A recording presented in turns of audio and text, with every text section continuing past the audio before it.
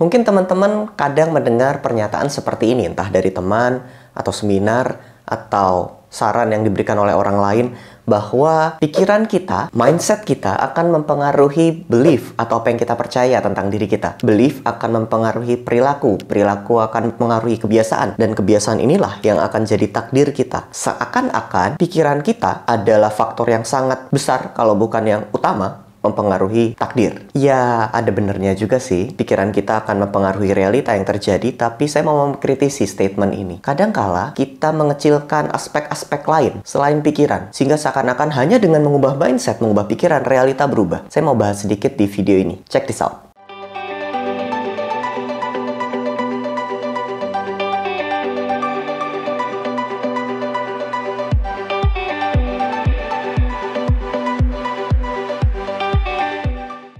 Halo teman-teman sekalian, perkenalkan nama saya Dr. Jimmy Ardian, spesialis kedokteran jiwa dari Siloam Hospital Bogor. Hari ini saya mau ngobrol tentang pikiran dan kemudian dirunut-runut jadi takdir. Sebenarnya ya ada benarnya juga ya, apa yang kita pikirkan akan mempengaruhi apa yang kita percaya tentang diri kita. Dan itu akan berbuah somehow secara kompleks menjadi sebuah perilaku, kebiasaan, dan mungkin menjadikan kebiasaan tersebut takdir dari diri kita. Yang mana pada beberapa kasus betul, misalnya saya percaya bahwa saya orang yang tidak mampu sehingga saya tidak berusaha, atau saya takut gagal mencoba sehingga lebih baik tidak berusaha. Dan hal tersebut ketika terus-menerus diulangi, maka benar seakan terbukti bahwa saya tidak mampu, itulah takdir saya sebagai orang yang tidak mampu. Atau ketika saya sebegitu takutnya ditinggalkan, sehingga ketika bertemu orang lain, daripada saya ditinggalkan, saya ninggalin duluan. Maka benarlah itu jadi takdir kita sebagai orang yang kesepian, sendirian, ditinggalkan. Kalau sebenarnya sih kita yang ninggalin. Pada beberapa konteks, tampaknya masuk akal sekali statement tadi bahwa apa yang kita pikirkan itu mempengaruhi apa takdir kita, bagaimana kemudian kita menjalani hidup.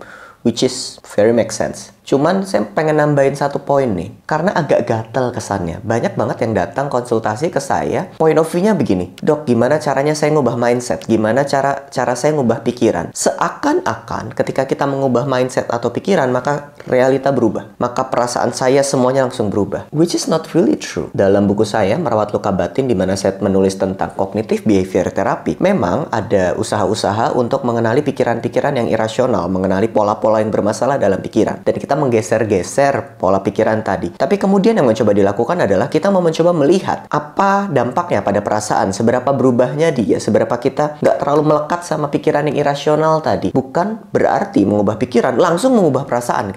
Nggak gitu juga konteksnya. Perasaannya akan bergeser, tapi bukan berarti akan berubah lalu realita berubah. Nggak gitu-gitu banget sebenarnya. Karena pikiran itu sebenarnya serve a purpose. Pikiran itu punya tujuan. Dia menciptakan kondisi tertentu dalam diri kita. Kalau tadi alur rantai dari yang banyak orang katakan adalah pikiran ada di depan, lalu belief atau kepercayaan ada selanjutnya, dari belief kita masuk ke perilaku, ke kebiasaan, lalu kepada takdir.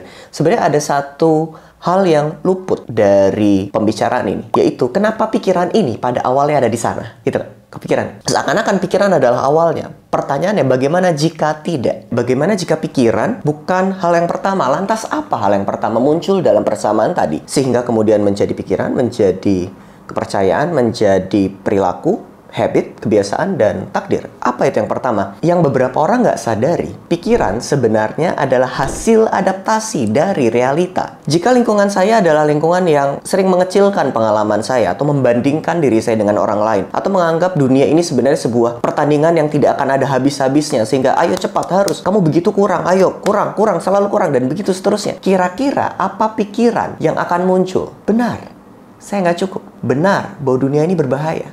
Benar bahwa saya akan terus berusaha dan tidak akan pernah selesai. Benar. Dan saya tidak pernah puas terhadap diri saya. Benar. Karena pikiran tadi adalah hasil adaptasi dari realita sebelumnya. Nah, apa maksudnya ya? Pikiran tadi penting jika saya berada di dalam lingkungan yang seperti itu. Untuk apa? Untuk saya diterima di lingkungan tadi. Karena bagi beberapa orang, atau tepatnya bagi banyak orang, terutama bagi anak-anak kecil, diterima di dalam sebuah lingkungan, ini sangat-sangat penting. Ini adalah kebutuhan primer. Kalau anak kecil nggak diterima di lingkungannya, katakanlah di lingkungan rumahnya, apa yang akan terjadi? Dia akan kelaparan dan kemungkinan besar dia akan meninggal. Itu contoh ekstrim by the way. Mungkin nggak sampai sebegitunya. Tapi secara biologis, kebutuhan akan kelekatan, kedekatan, dan diterima di dalam sebuah kelompok atau komunitas atau keluarga. Itu adalah kebutuhan primer, sehingga bagi banyak orang, pikiran perlu beradaptasi terhadap keadaan lingkungan dia berada di sana. Atau tujuan kedua kenapa pikiran tadi berada di sana, tujuannya sekedar untuk survive. Bagaimana kalau memang lingkungannya adalah lingkungan yang sangat bersaing? Seperti keluarga-keluarga di Indonesia yang saling bersaing, anaknya harus jadi nomor satu, harus paling cepet-cepetan baca, cepet-cepetan jalan, ada aja persaingannya.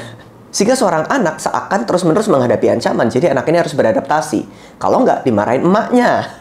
Sehingga dalam konteks tumbuh kembang seperti ini sangat wajar pikiran anaknya kayak gitu kan ya. Bersaing, ingin lebih baik, ingin lebih cepat, tidak boleh merasa cukup. Yang kemudian ini menjadi masalah jika dia tidak lagi tinggal dalam lingkungan seperti itu. Misalnya pindah kerja ke kampus atau ke kantor yang ternyata orangnya baik, orangnya nerima. Dunia nggak seserem itu. Tapi karena pikiran tadi sudah membantunya beradaptasi selama waktu yang jauh lebih panjang, maka berada di dalam lingkungan baru yang aman, itu terasa asing dan membingungkan. Sehingga seseorang cenderung untuk menggunakan pola yang sama dan yang lama. Kenapa ya? Karena itu dulu bermanfaat. Wajar aja dong kalau pola yang dulu bermanfaat untuk melindungi diri saya, untuk saya diterima, kenapa harus diubah sekarang?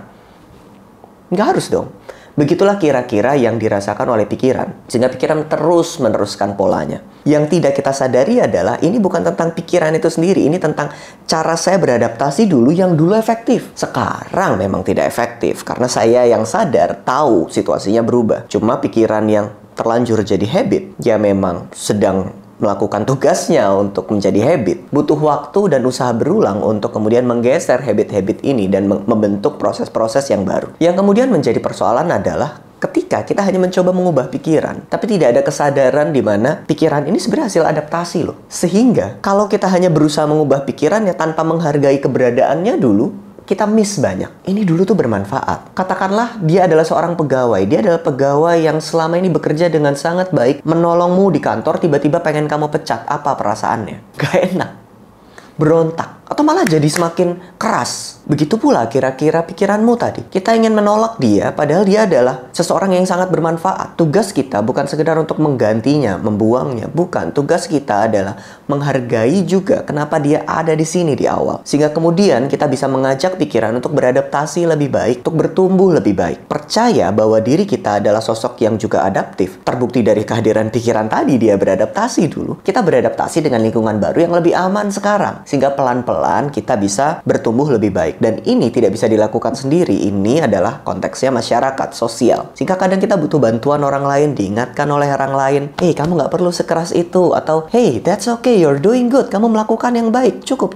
Sehingga itu perlu diingatkan secara konsisten. Kita membentuk habit, proses berpikir yang baru sebagai bentuk adaptasi dari keadaan saat ini. Kan gitu ya konteksnya ya. Berarti semuanya bergantung di lingkungan eksternal. Ya nggak juga, kan kita sadar barusan. Kita mengenali, memahami konteks kejadian ini, sehingga kita mengusahakan keberadaan keadaan tersebut untuk mengubah belief atau kepercayaan dan perilaku saya. Yang kalau ini tidak terjadi, maka sebuah kejadian masa lalu akan membentuk pikiran, pikiran akan membentuk belief, apa yang saya percaya, belief akan membentuk perilaku, perilaku akan membentuk kebiasaan, kebiasaan membentuk takdir. Takdir yang sama persis dengan kejadian awal di mana pikiran tadi berada. Sangat wajar karena kejadian awal dan takdir yang kita maksud adalah alasan kepercayaan atau pikiran tadi berada di sana in the first place. Ini adalah bentuk adaptasi di mana pikiran pertama kali beradaptasi, jadi wajar aja dia ada di sana kan ya. Maka kenali proses berpikir ini adalah hasil adaptasi, tidak serta-merta mengganti mindset. Kita membentukkan skill set, keterampilan untuk sadar bahwa oh, ini pikiran yang beradaptasi, saya menghargai keberadaannya. Sekarang memang sudah tidak adaptif. Saya mencoba proses adaptasi baru. Terima kasih wahai pikiran akan keberadaanmu. Jadi bersikap lembut sama pikiran, enggak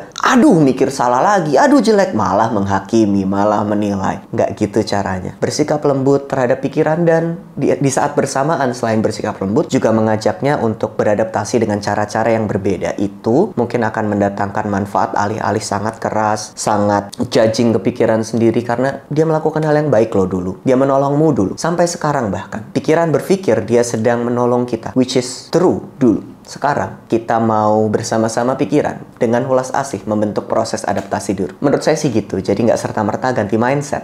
Tapi punya skill set, punya environment set, dan juga punya attitude set. set sikap-sikap batin, batin yang ramah, batin yang lembut, tidak menghakimi, sehingga pikiran tidak merasa terhakimi, dan dia justru makin kuat. Demikian dari saya, Dr. Jimmy Ardian, spesialis kedokteran jiwa. Kalau kamu pengen ada masukan saya ngomongin apa, boleh tulis di kolom komentar, atau kamu mau komentarin video ini juga boleh. Jangan lupa subscribe, like, dan share. Semoga video ini bermanfaat untukmu.